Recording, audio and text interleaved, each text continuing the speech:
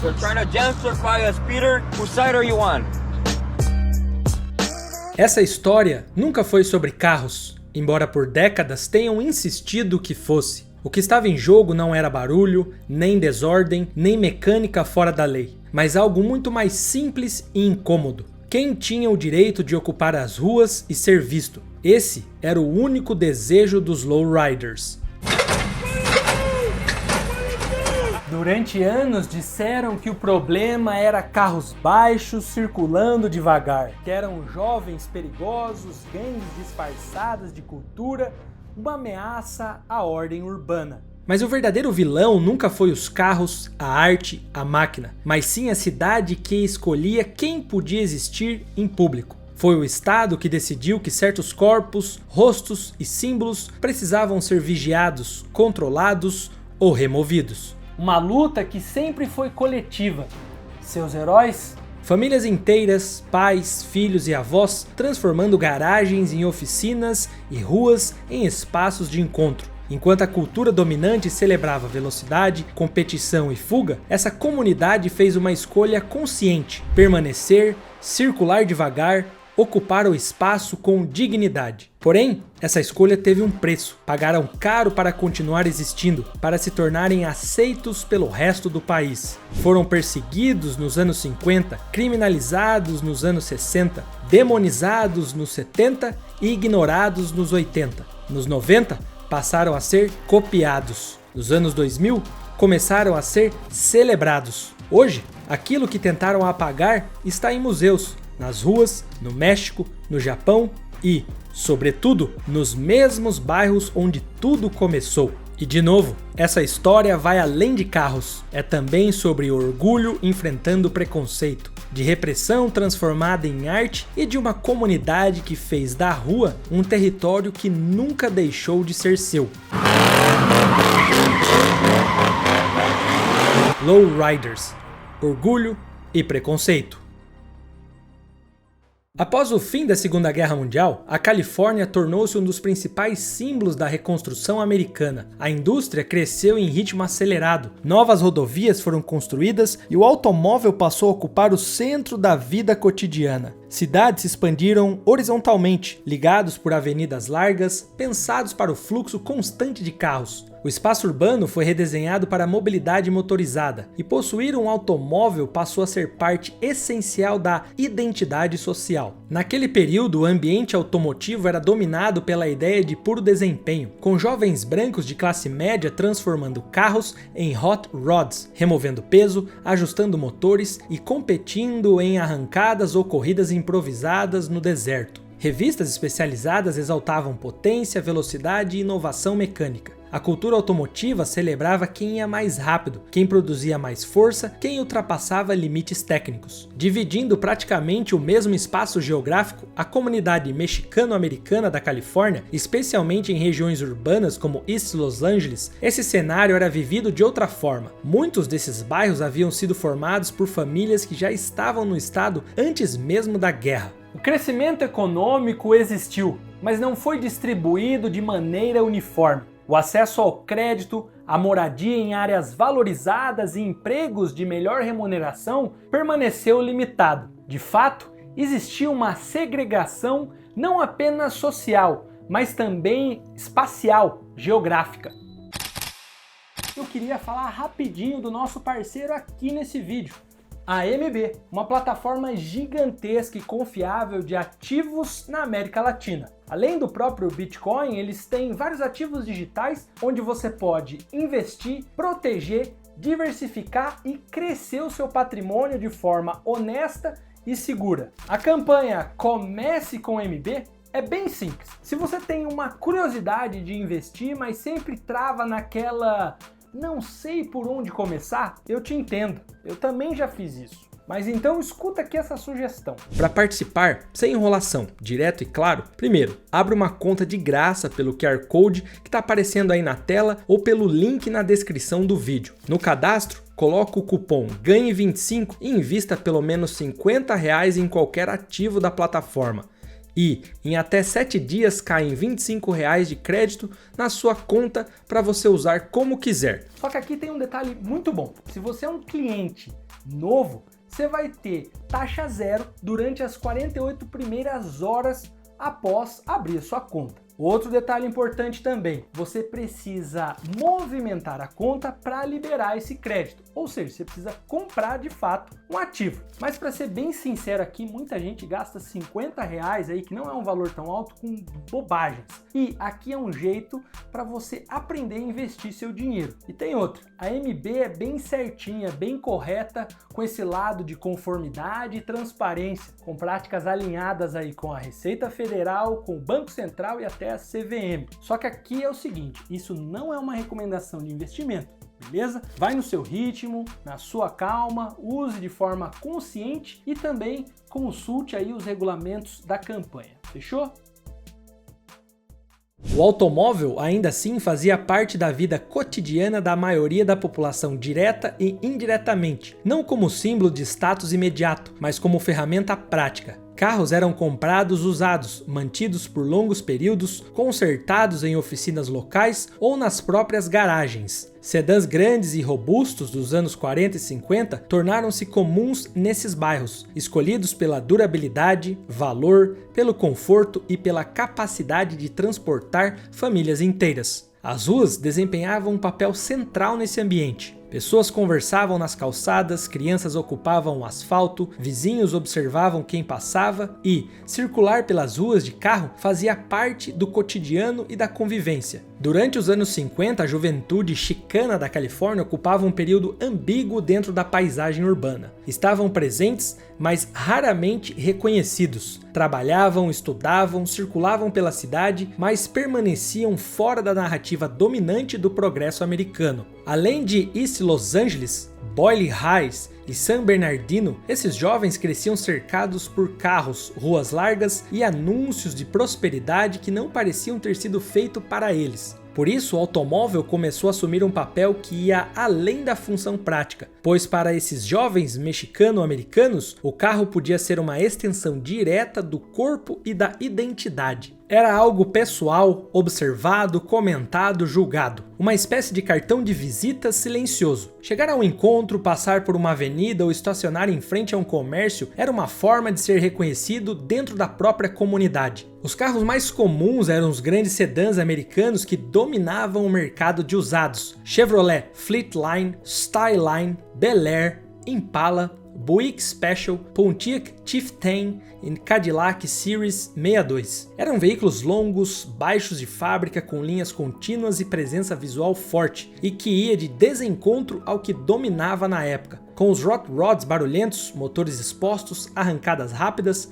ruído, competição. Basicamente, esse padrão não dialogava com a realidade daqueles bairros. Muitos desses jovens não tinham acesso às mesmas oficinas, às mesmas pistas, nem mesmo o reconhecimento social. Além disso, não havia interesse em competir dentro dessas regras. Por isso, a resposta não foi tentar imitar, mas escolher conscientemente o oposto. A decisão foi estética antes de ser técnica. Em vez de escolher velocidade, controle. Ao invés de ruído, postura. E ao invés de performance, presença. Circular pelas ruas não precisava ser um ato de fuga ou desafios, mas de afirmação.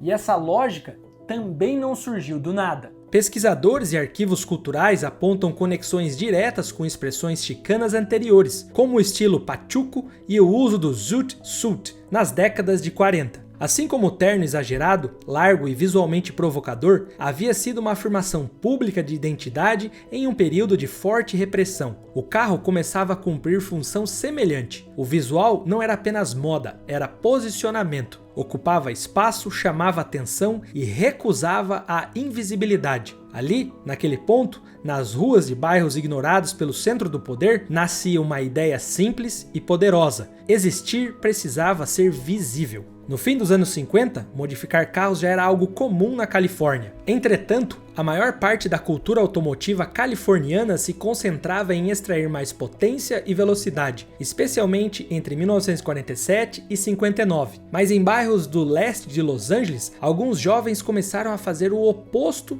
disso. Eles pegavam carros grandes, pesados e confortáveis e alteravam deliberadamente sua postura em relação ao chão. Os primeiros carros modificados dessa forma começaram a aparecer nas ruas de Boyle Heights, East Los Angeles e ao longo da Whittier Boulevard. Não surgiram em pistas, revistas ou eventos formais, mas no uso cotidiano. Eram, em sua maioria, sedãs americanos de segunda mão, como o Chevrolet Fleetline e o Styleline, Chevrolet Bel Air, os primeiros Impalas a partir de 58, Pontiac Chieftain e Buick Special. Carros longos, baixos de fábrica, com suspensões macias e desenho contínuo, pensados para rodar com suavidade. O trabalho inicial era rudimentar. Molas dianteiras eram cortadas, feixes de mola traseiros eram ajustados ou espaçados e pesos eram adicionados ao porta-malas para baixar a traseira. Essas alterações começaram a se tornar mais frequentes e o resultado era imediato. O carro ficava visivelmente mais próximo do asfalto, com uma postura incomum para os padrões da época. Essas modificações não tinham qualquer relação com desempenho. Pelo contrário, os carros tornaram-se mais lentos, menos práticos,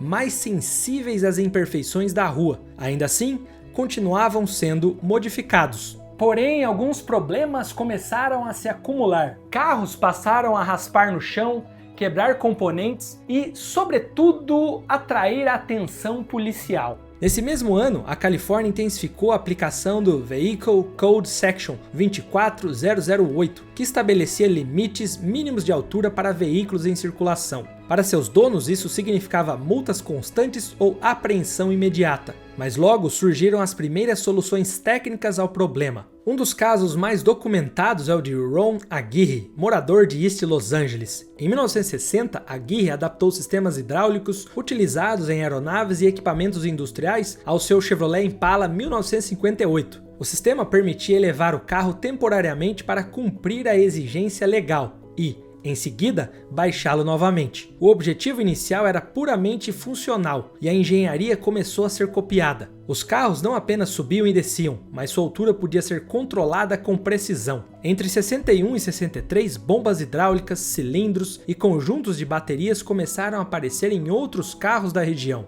Cada instalação era feita à mão, ajustada ao peso específico do chassi, de forma artesanal, e cada método era único. Ao longo dos primeiros anos da década de 60, a Whittier Boulevard consolidou-se como o eixo principal. O cruising não era deslocamento, mas permanência. Os carros passavam, retornavam, paravam e voltavam a circular. Modelos específicos tornaram-se reconhecíveis, assim como seus proprietários. Entre 62 e 65 que surgiram os primeiros car clubs organizados, como os Imperials e os Dukes. Esses grupos estabeleceram regras internas, encontros fixos e padrões de apresentação. Esse processo técnico e customização foi profundamente doméstico. Muitos desses carros não foram construídos em meses, dentro das garagens residenciais, mas ao longo de anos. Passavam de pai para filhos, eram desmontados e refeitos mais de uma vez, acompanhando mudanças de geração. Salas de jantar viraram oficinas familiares. Crianças cresceram observando o trabalho nos finais de semana, ajudando a polir cromados, segurando ferramentas, aprendendo nomes e histórias associados a cada detalhe. O Lowrider deixou de ser apenas um projeto individual e passou a funcionar como um evento familiar. Encontros e car shows não foram ambientes fechados ou exclusivamente masculinos. Eram reuniões comunitárias, avós sentados em cadeiras dobráveis, crianças correndo entre os carros, comida compartilhada, música tocando ao fundo. O automóvel era o centro,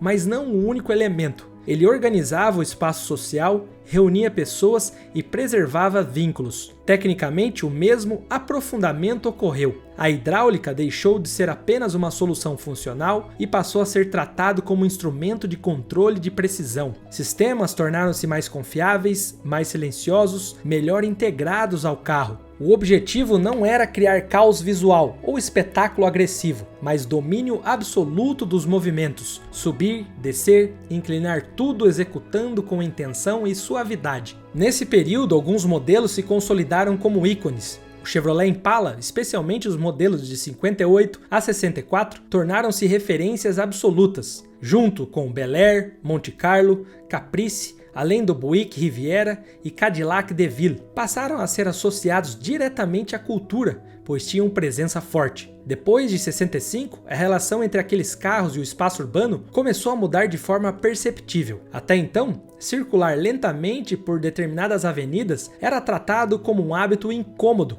mas tolerado. Porém, isso mudou quando autoridades municipais e forças policiais passaram a enquadrar aquela presença como um problema de ordem pública. O ponto de inflexão não foi técnico, nem ligado a acidentes ou crimes específicos, foi meio que político. Em meio a protestos contra a Guerra do Vietnã, greves estudantis e a ascensão do Chicano Movement, bairros mexicano-americanos passaram a ser observados com desconfiança crescente. A visibilidade chicana no espaço público, seja em marchas, murais ou carros, começou a ser visto por muitos de forma preconceituosa e ameaçadora. A polícia passou a operar com base em perfil e pré-julgamento, e não em infração concreta. Jovens chicanos dirigindo em grupos, especialmente à noite, tornaram-se constantes de abordagens. Relatos da época descrevem paradas sucessivas ao longo de poucos quarteirões, revistas sem justificativa clara, retenção de veículos por detalhes mínimos e marginalização dos donos. A aplicação das leis de trânsito tornou-se seletiva e enviesada. O Vehicle Code Section, que já existia, foi transformado em instrumento de pressão cotidiana. O problema não era a altura exata do chassi, mas a recorrência da fiscalização. O mesmo carro podia ser parado várias vezes na mesma noite, sempre com a possibilidade de apreensão. Em muitos casos, a decisão final ficava a critério do agente. A lei funcionava como pretexto legal para o controle visual de quem ocupava as ruas. E tudo piorou entre 67 e 1970. Várias cidades da Califórnia começaram a adotar o Anti-Cruising Ordinances, proibindo que um veículo circulasse repetidamente pelo mesmo trecho em determinado intervalo de tempo. Oficialmente, o objetivo era reduzir congestionamentos. Fazia sentido, mas na prática, essas leis foram aplicadas quase exclusivamente em áreas chicanas e circular sem destino definido passou a ser tratado como um comportamento suspeito. Esse endurecimento coincidiu com a atuação de grupos como os Brown Berets, que denunciavam abusos policiais e a militarização do policiamento em bairros latino-americanos. A repressão ao cruising passou a ser entendida dentro de um quadro maior: o controle do espaço urbano e da visibilidade política. Assim como murais eram apagados e protestos dispersados, carros passaram a ser retirados da rua. O impacto foi direto. Muitos proprietários começaram a evitar determinadas áreas ou horários. Outros passaram a modificar rotas constantemente para reduzir o risco de apreensão. Alguns clubes estabeleceram regras internas para lidar com abordagens, incluindo quem falava com a polícia e como agir. O cruising deixou de ser apenas um hábito social e passou a exigir estratégia.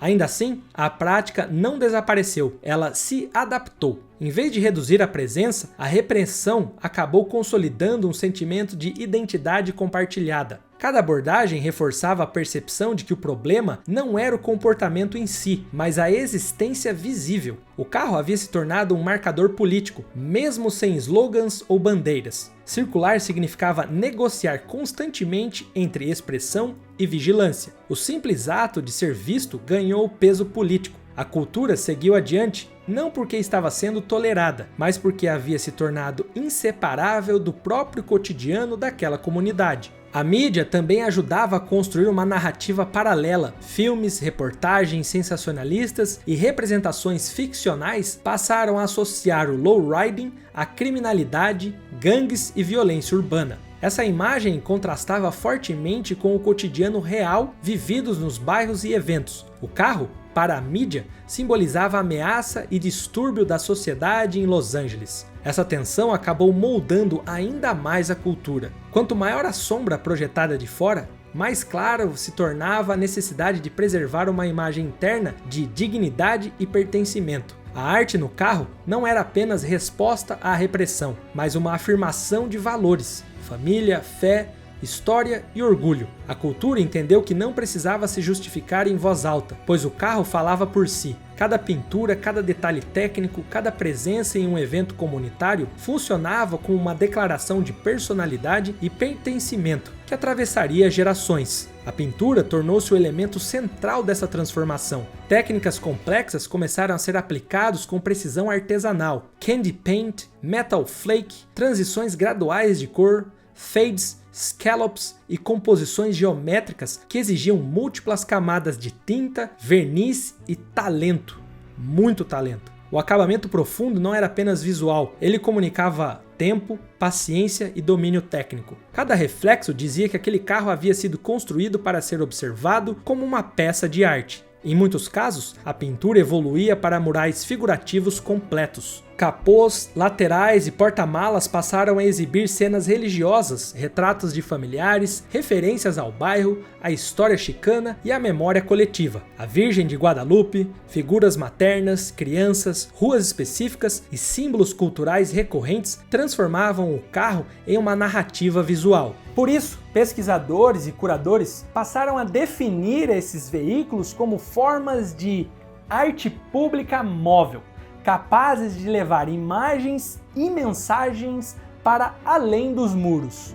O mesmo cuidado se estendia ao metal. O cromado deixou de ser detalhe funcional e passou a ocupar papel central na composição, com braços de suspensão, rodas, molduras, compartimentos internos e peças antes invisíveis eram polidas ou cromados até o limite. O brilho excessivo era demonstração de trabalho. Cada superfície reflexiva carregava horas de preparação manual, custo elevado e manutenção constante. Os detalhes completavam a linguagem com maçanetas gravadas, peças com gravuras, placas de clube, troféus incorporados à carroceria e emblemas personalizados funcionavam como assinaturas. Esses elementos apareciam com frequência em exposições institucionais por um motivo simples: revelavam o nível de precisão e autoria do envolvido. No interior, a lógica era a mesma, com estofamentos personalizados, com veludos, couro, padrões bordados e combinações cromáticas, cuidadosamente escolhidos, criavam continuidade com o exterior.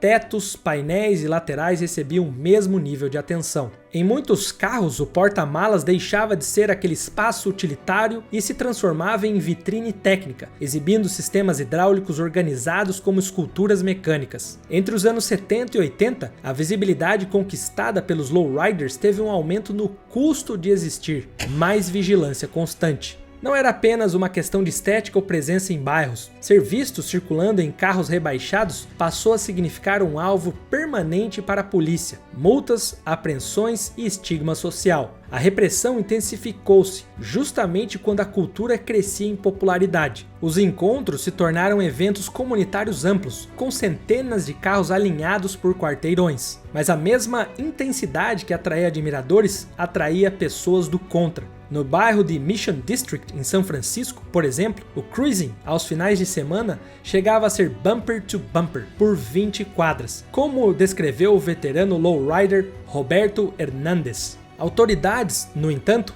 reagiam com fiscalização intensa, prisões e até bloqueio de ruas inteiras. Hernandes disse ter sido detido mais de 113 vezes e ter sofrido agressões físicas em abordagens, um padrão que ele e outros integrantes interpretaram como perfil racial explícito contra latinos, enquanto motoristas brancos em situações equivalentes não eram incomodados. As leis de trânsito que existiam desde 58 foram frequentemente usados como justificativa legal para multas e apreensões. Essa aplicação assimétrica transformou o veículo em um marcador político. Não se tratava apenas de irregularidade técnica, mas de controle social e racial. Em muitos casos, a simples atitude de parar ou circular lentamente passou a ser encarado como comportamento suspeito. Algumas cidades proibiram o cruising por completo, permitindo que a polícia dispersasse grupos e multasse motoristas por motivos que pareciam arbitrários para aquela comunidade. Esse clima de fiscalização excessiva levou clubes e motoristas a organizarem resistência política. Em 81, Hernandes e outros líderes fundaram o San Francisco Lowrider Council e entraram com uma ação por violação de direitos civis contra a cidade e o departamento de polícia. Para muitas famílias, a imposição de multas, a apreensão de carros ou a perda de tempo de trabalho equivaliam a prejuízos materiais significativos. Em uma cultura onde veículos representam memórias familiares, orgulho e tradição, ter o carro confiscado ou danificado pela polícia era uma forma de perda dupla, econômica e simbólica. O preconceito cultural e estigmatização injusta atingiu picos em diferentes momentos ao longo da história dos lowriders, e a batalha foi parar em corte, em mesas de líderes políticos.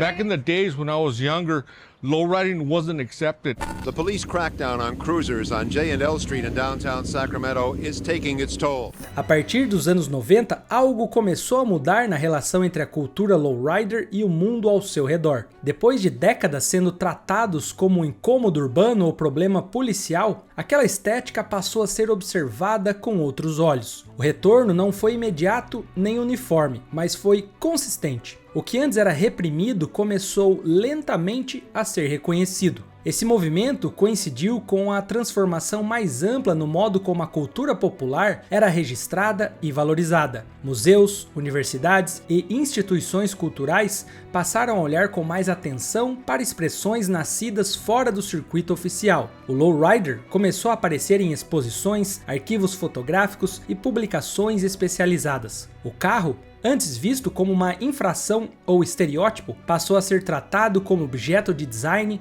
arte e memória social. O que havia sido criminalizado começou a ser enquadrado como patrimônio cultural. Nos anos 2000, esse reconhecimento se aprofundou. Mudanças legais em algumas cidades aliviaram as restrições ao cruising, enquanto exposições e eventos passaram a legitimar publicamente a cultura. A mesma rua que antes expulsava, agora convidava. O aplauso veio tarde, mas veio. Para muitos dentro dessa comunidade, o reconhecimento trouxe sentimentos mistos. Orgulho por ver a cultura sendo finalmente valorizada, e para outros a desconfiança por perceber que isso só acontecia quando o controle havia diminuído e o tempo havia passado. Nesse mesmo período, o lowrider já não era mais um fenômeno exclusivamente californiano. Ele havia atravessado fronteiras muito antes de receber aprovação institucional. No México, a cultura nunca foi uma importação distante. Ela sempre existiu dentro de um circuito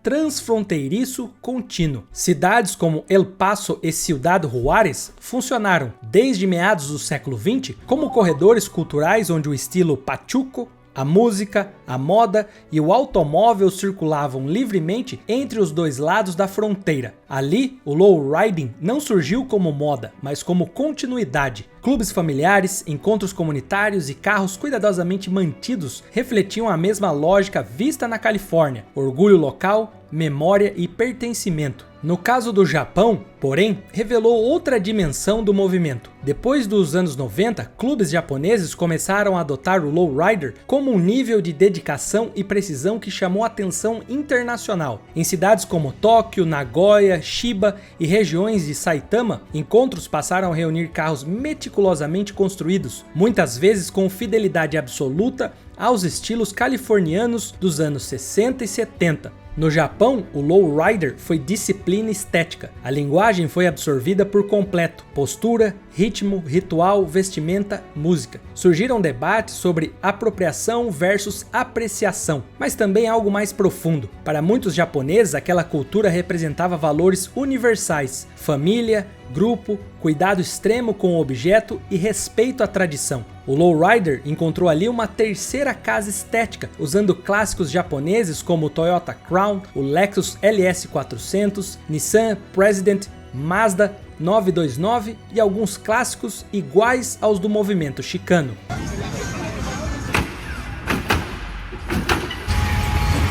Com o passar do tempo, a transformação final ficou evidente. A cultura havia sobrevivido à repressão, atravessado fronteiras e sido absorvida por outras culturas. Isso fica evidente nos carros escolhidos hoje. Embora os ícones clássicos dos anos 60 continuem centrais, o lowriding contemporâneo incorporou novas plataformas sem perder identidade. Modelos como Chevrolet Caprice e Impala das décadas de 90 e 2000, Cadillac Fleetwood DeVille, Buick Roadmaster, além de trucks Chevrolet C10, Silverado e GMC Sierra tornaram-se comuns em projetos atuais. Em regiões específicas, até SUVs grandes como o Tahoe e o Suburban passaram a ser adaptados. A escolha segue o mesmo princípio histórico: carros grandes, confortáveis, visualmente dominantes e capazes de sustentar trabalho estético e técnico de forma profunda. Esses veículos nunca foram criados para o lowrider pela indústria.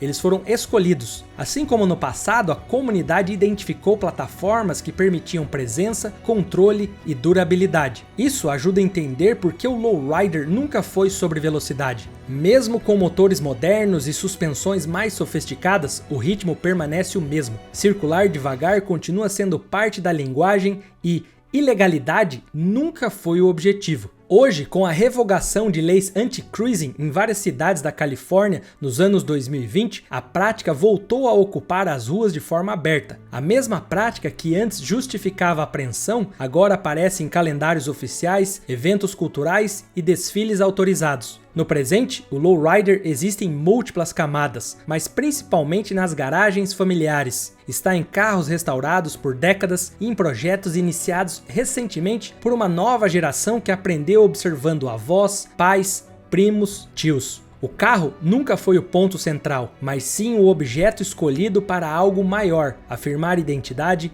preservar memória e ocupar espaço sem pedir licença. O lowrider não sobreviveu porque foi aceito, sobreviveu porque sempre pertenceu a quem o construiu. No fim, a transformação não foi do carro, foi do olhar de quem finalmente começou a entender. O lowrider não precisou se adaptar ao preconceito. Foi o preconceito que se mostrou incapaz de apagá-lo. O que sobreviveu não foi a estética isolada, nem a técnica, mas o orgulho de uma comunidade que se recusou a desaparecer. Cada carro que se levanta com engenharia refinada, cada arte visual criada, cada geração que continuou o trabalho foi uma resposta silenciosa a quem dizia que aquilo não deveria existir. E existe mais forte do que nunca em vários cantos do mundo. E esse mesmo orgulho que manteve o lowrider vivo também manteve um cara que ousou desafiar a Ferrari, que dizia que certos limites não podiam ser cruzados. Um preparador decidiu cruzá-los mesmo assim, com ousadia e desrespeito calculado.